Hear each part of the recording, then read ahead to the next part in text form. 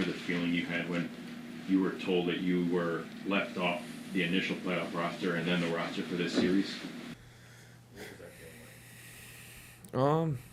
I mean, it's definitely a disappointment if you're not on the roster, but you know, at the same time, there's nothing you can really do about it. So you just got to stay ready, and if an opportunity presents itself, be ready for that. And it's not. I would say it's just not about one person. You know what I mean? It's a team. So, however it gets put out there is how we're gonna go, and whoever's chance it is gonna step up and do the job. I know last night you mentioned how you were physically staying ready. How are you mentally staying ready for anything to possibly happen to put you in this type of work? I mean, getting to sit in the dugout and kind of feel the atmosphere, whether you're on the field or not. Kind of try and be present in that and feel that energy. I think probably helped to kind of calm the nerves of like a playoff atmosphere and all that stuff. So, you know, it's good to be there in the dugout and to feel that energy. I mean, even if you're sitting in the bullpen, you might not pitch in some of the games anyway, you know. So just kind of being present in that and enjoying my teammates' success throughout. Questions, John? Were the emotions different at all because you were on the roster? I mean, like, you've been there the whole time, you've been around, but, like, knowing that, like, they could actually call for you, was that different in the early innings of the game? Yeah, absolutely. You get some adrenaline going, and you're in the flow of the game, and you got a chance to contribute, and that's really all that matters. Jordan? Mark, what have you learned about being a Yankee from the time you found out you were being traded there to now being pitching for them in the postseason? Just watching from afar, I knew how great of a team it was and how special of a group it was. Getting the opportunity to get traded here was a really cool opportunity. First place team, really good team, and been blown away by how much of a team it actually is on inside and taking care of one another. You know, picking each other up, feeding off each other, all that stuff, and it's been awesome to be a part of. Ben? During the game, as things are playing out, you're in the bullpen with your fellow relievers. What's the dynamic for you guys as you're watching a game unfold?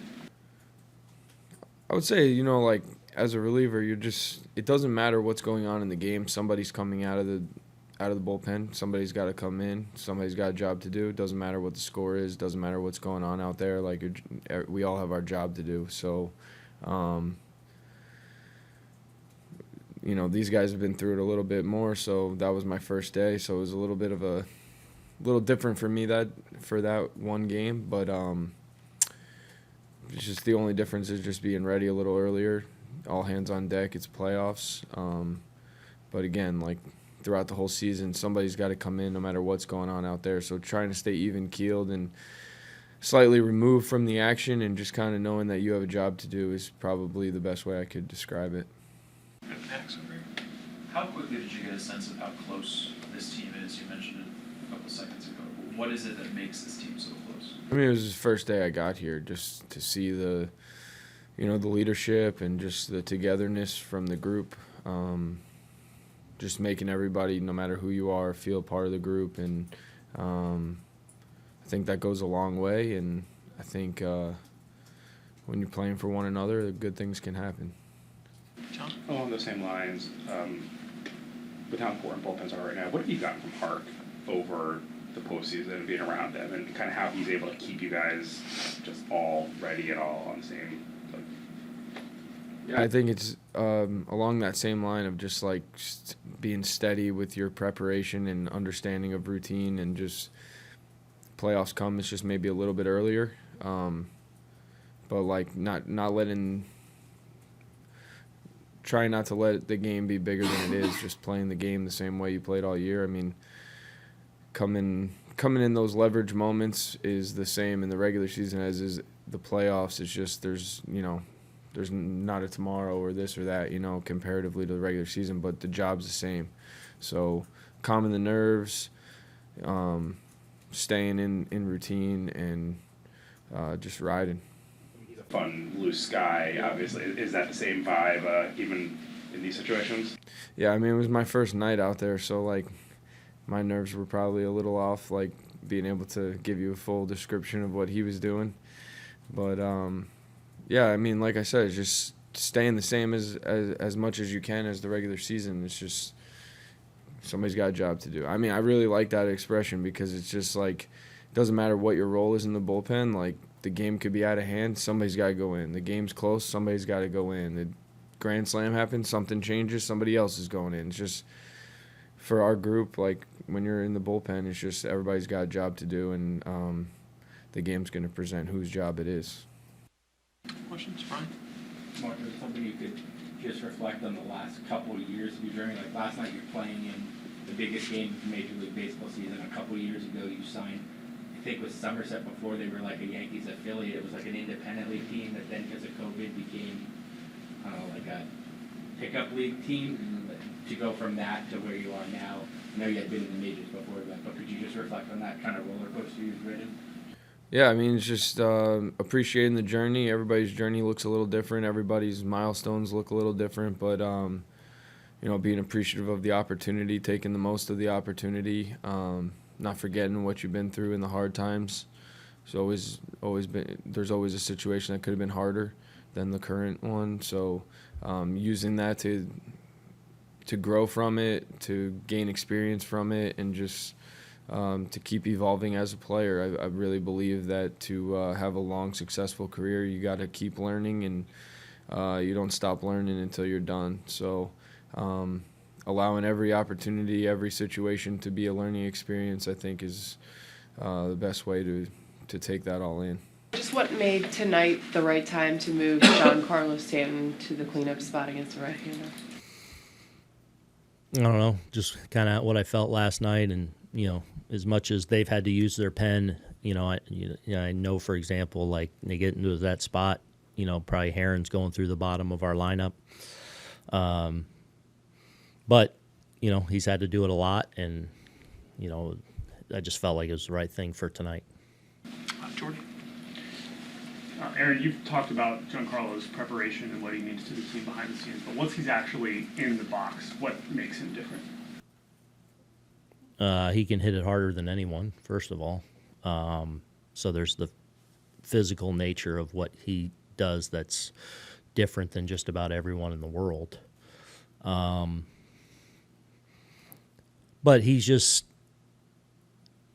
incredibly disciplined to his approach, his process, how he studies guys. You know, one thing we've talked about a lot over the years is one thing we noticed even early on in, you know, the first couple of years with the Yankees. One of the things we noticed, like upstairs, kind of studied a little bit, like he more than most, when he sees pitchers over and over, really benefits. So I think he processes when he faces people. He's shown in his career that he benefits just about more than anyone. So there's something that he does when he gets familiarity with people, on top of being very physically gifted. Fourth row, Ben? You said last night that you're going to check in with your coaches and your relievers before kind of telling what the bullpen moves would be. What's the status of your bullpen going into the game? Must not cover us. We'll see. Like, we're all right. I'm not going to tell you who's available, not available, all those things, but we'll go through those and see what we're able to roll out there tonight. And just getting back to your previous comment about Stanton acquiring, knowledge of the pitcher during a number of times he faces him. Do you think that learning curve exists within the course of an at-bat? Because so many times he'll look bad on a swing too, and that same at-bat, it's just barrel up.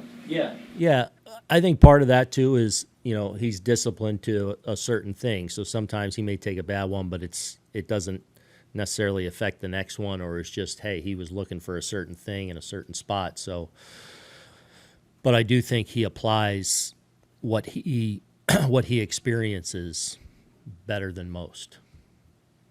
Ryan here. How did you know they weren't going to walk Stanton after you bunted and there was a first base open? I didn't. Yeah. a lot that this year compared to 2022, you feel like the team's more whole right now. That means, but one thing about that though is, I mean, Heel wasn't supposed to be part of the opening day starting rotation. Yeah. Mark Leiter, obviously, Tim Hill, like these guys weren't. What does it say about the whole general player development system and who they're bringing in and everything like that, the whole package that you have available to you right now? Yeah, I mean, you go back to spring training, you break camp, and you envision how your team's going to roll out, but there's always going to be X factors, whether it's people in the room in spring training that you don't think necessarily might impact you in a given year. There's always those surprises, and I talked to those guys first day of camp, like, you're sitting in here right now, you think, oh, I probably won't be with the big club this year or whatever. I'm like, you might find yourself in the batter's box or on the mound in the biggest moment of the year. So trying to prepare that.